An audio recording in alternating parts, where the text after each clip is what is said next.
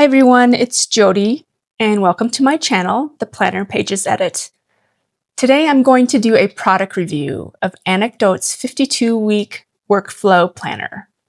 And just for transparency's sake, Anecdote Los Angeles approached me a few weeks ago with an invitation to test out one of their planners. In exchange for an honest review, they gifted me their 52-week workflow planner to test out. And I agreed that I would give their planner a shot for 2 weeks and then give my honest review here on YouTube. So here it is. I'd like to first start off with giving you a look of Anecdote's workflow planner from the outside. This is in a very pretty color Dutch blue, although it does come in a variety of different colors. And it measures 8.75 by 6.5 inches, making it a little bigger than an A5.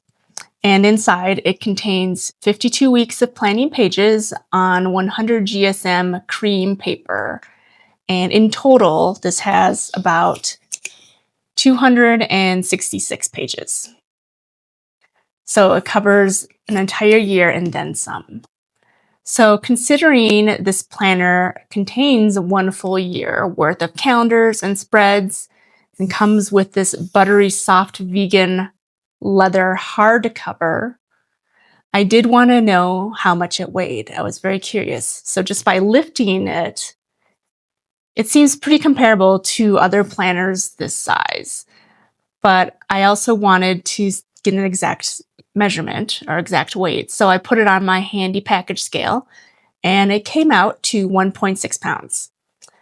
I would say that's pretty average if you ask me. You can still comfortably carry this in your purse or bag without dislocating a shoulder, but it isn't, as portable as say like a CP Petite, but certainly comfortable enough to carry around every day. So let's take a look inside. We'll see on the front, you have some space for personal information. And then turning the page, you have a yearly overview for the year 2025, but you also have a yearly overview for 2026. The next page contains blank space for yearly career goals and yearly personal goals. And then as you continue, we've got a nice quote from Nelson Mandela: "A winner is a dreamer who never gives up." And then here we come to the monthly part of the calendar. And as you will see, this is a blank calendar, meaning the year and the dates are not filled in. However, the month is pre-printed. And so as you can see, this is a January start. So as I am filming this as I'm filming this first part of the video, at least during the month of October, from a consumer standpoint, I probably would want to save this until the new year. But since I wanted to give my review right away, I'll be starting this planner in October. So when you're looking at the monthly layout, my first impression, you've got some decent sized boxes that are big enough where you can put a lot in by writing comfortably. You're not going to be cramped. You can also add a lot of deco. The print is very bold and very clear in black ink, so it's pretty easy to see. And you've got some boxes on the left-hand side. One is for priorities, and then another is for a to-do list. So you've got a lot of space for writing. And again, I don't think you're going to be too cramped unless your writing is huge. And then you've got some space down here for notes. So let's move on to the weekly plan layout, which is really the main course of this planner. So we've got another motivational quote here on the left, and this is from Amelia Earhart. "The most difficult thing is the decision to act. The rest is merely tenacity. Pretty fitting for a planner, I would say, especially at the beginning. And then you have on the right-hand side some space, some lines for what is called a weekly plan. You have a place for priorities and some more to-dos. And then you have another quote here. This one is from MLK Jr. You don't have to see the whole staircase, just take the first step. Again, pretty fitting for someone starting off their new planner. And then we jump right into the daily schedule. You're gonna have to notice, though, this is a Monday start schedule. I did want to point that out.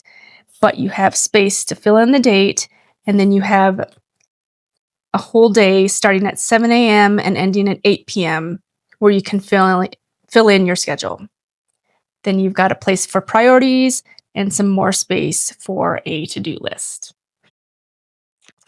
And that is kind of how the rest of the week goes. Each day takes up half a page with the same layout. And then the week ends after Sunday. And then at the end of the week, you have an additional box for notes and ideas. And then you start that layout again with a weekly plan and a Monday start. And more quotes, which is always fun. So a few more things on this tour that I wanted to point out. First of all, you do have some beautiful ribbon bookmarks. You get 2 of them. So those may come in handy as you start breaking in the planner. But also in the back, you have some pages for notes and ideas, and it comes with some aligned section and then a big blank box where you can add other notes. Now, I counted the pages, and front and back you get about 16 pages for notes. Now, 16 pages for the entire year, I know for some people that's not nearly enough. So keep in mind, you do have these weekly note spaces. So you could make it work. And in fact, many people will make it work. But I did just want to point that out. I know some of you are used to having a lot more note pages to get you through the year. And in this planner, you'll have about 16 in addition to that other space. And then finally, we've got the back cover where you've got a vertical accordion folder, which is kind of nice. You can see the fold out there, where you can store papers, receipts, and stickers, other stuff. So that's a nice touch. But how is this functionally? Well, I'm filming this on a Sunday, which means tomorrow, with this planner's Monday start, I can begin using this. So as I told the Anecdote right after I received this planner, I'm going to need 2 weeks to really get a feel for this before I do a review. I'll need 1 week to just become acquainted with this and get used to it and figure out how I like using it. And then the second week to really own it and probably come up with a routine of how to use it. So with that being said, I will come back in 2 weeks and show you all how I use this planner and give you my final thoughts on this product. So I'll be back. Okay, so here we are 2 weeks later, and I'll have to say 2 weeks is a great time for testing something out new, because this did take a little getting used to for me, as the layout and structure of this planner was different compared to what I'm used to. But first, let me show you what I did for these past 2 weeks in this planner, and then I'll give you my final thoughts and review. So we will open this up to the 2025 and 2026 yearly overview. And what I did on this page was, for the month of October, took my dot markers and just highlighted special dates of the month that I wanted to remember. And I think that worked pretty well. And I can just imagine this whole page filled with that, and it could look pretty neat. But since I was only doing the month of October, and particularly just the last 2 weeks of the month, I've only gotten limited use of this page. But I can see a lot of potential here for making this look really nice and also being functional. So let me skip to the monthly calendar. And this is my spread for October. Now, I know I was only doing the last 2 weeks of the month, but since I had this entire monthly spread, I felt, why not have fun and decorate it, fill it up? So that's what I did. I put some washi tape, some small sticky notes, and I used some dot markers, and that was really it for accessories. It was pretty minimalist, and the rest of the decoration came from my own doodles. So if you've been following me on Instagram, you know one thing that I really want to improve on is my drawing and my drawing skills. I have none.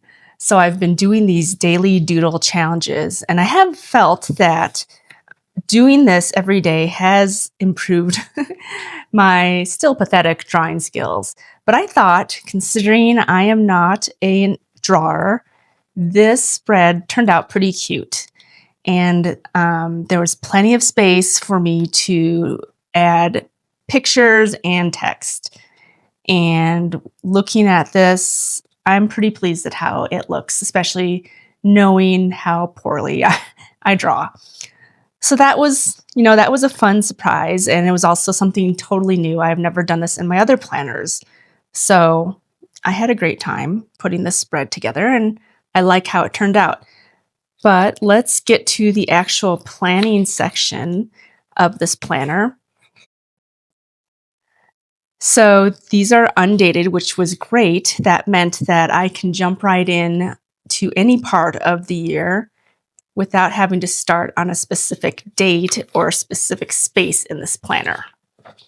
So I could start right from the beginning, even though I am not starting at the beginning of the year or the beginning of a month.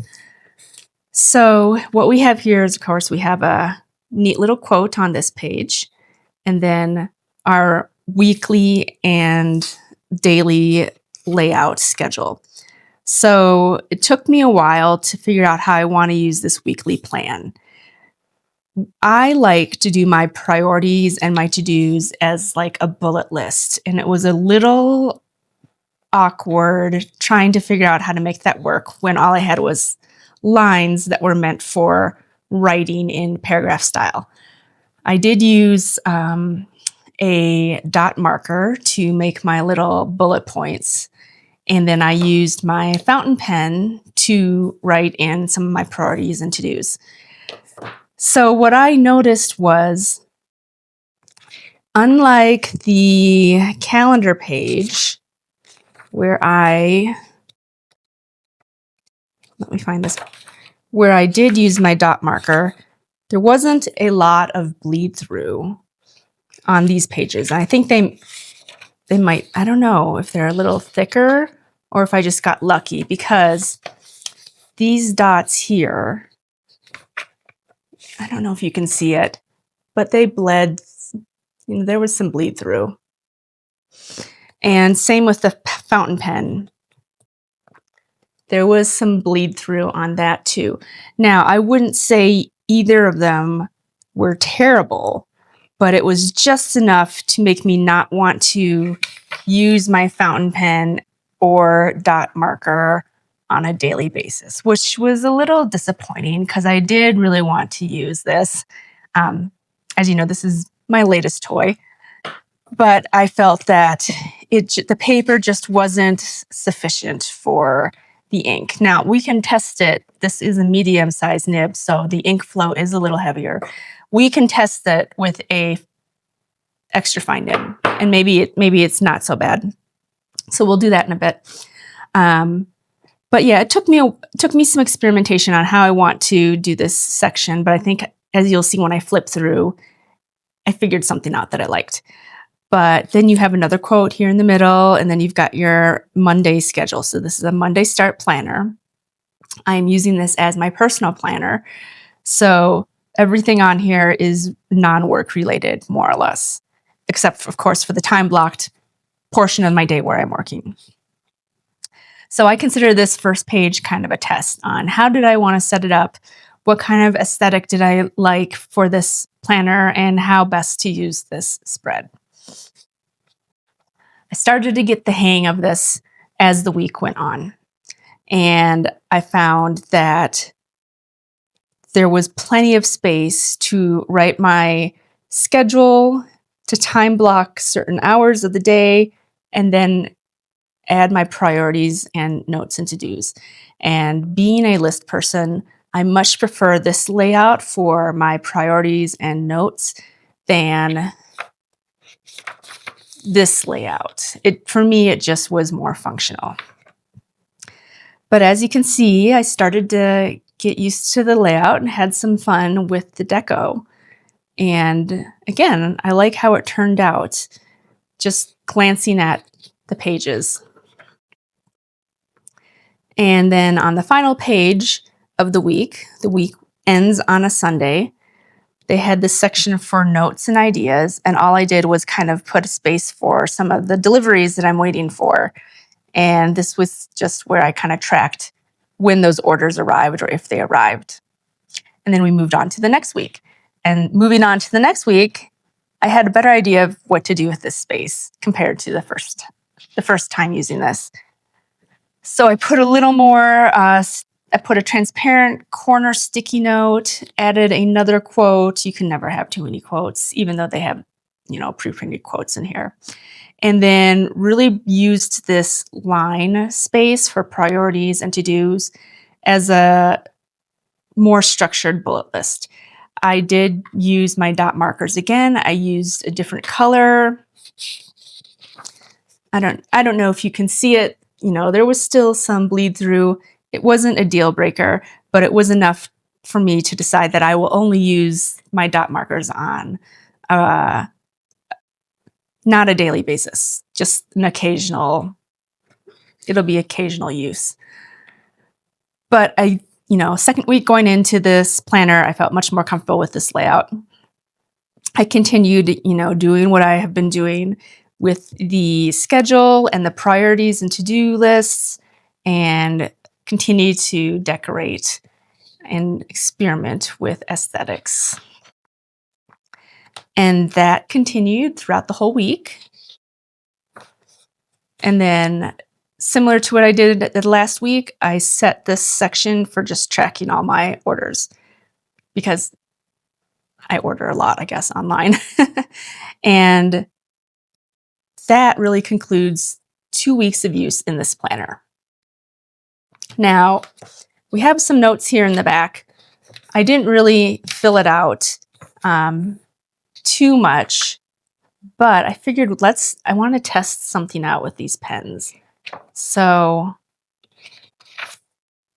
let's use this final page. So here is a medium nib fountain pen. And as you recall earlier, I had some bleed through on the paper, and it was just enough to kind of annoy me. But I want to compare a medium nib to a fine or extra fine nib. Maybe that's the way you can use a fountain pen in these planners. So I'm just gonna,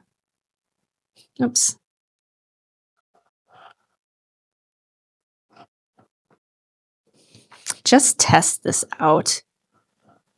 I'm not putting anything of substance in here.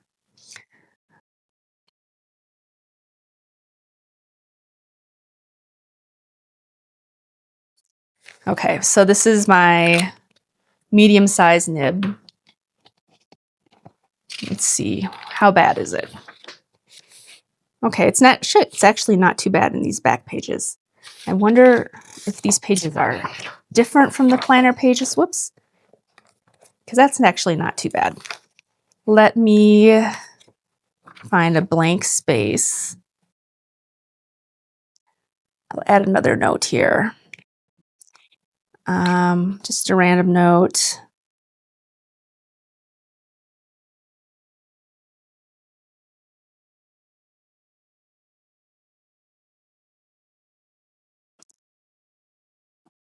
Again, medium nib.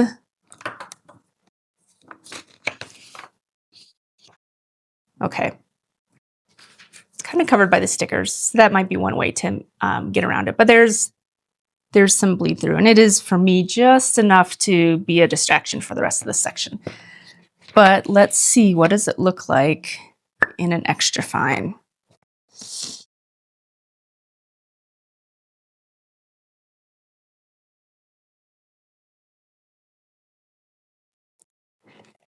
Okay, extra fine.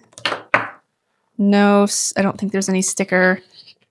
So nothing. So that maybe is your key. If you're going to use a fountain pen on these pages, do an extra fine. I don't know if I have a fine to test out. I don't have any fine nibs inked up. Well, this is a fine nib, though I feel this is a little more like a medium, but it is marketed as a fine nib. Let's try this.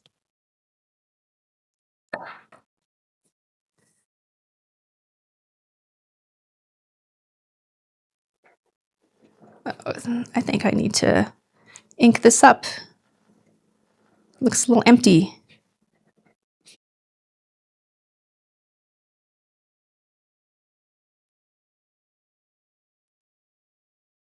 Okay.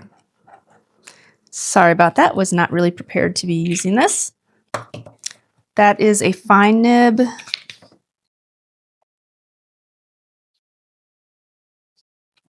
A little less bleed through than the medium nib. So I think if you're going to use a fountain pen on these pages, use a fine or extra fine where the ink flow is not as heavy as a medium or higher.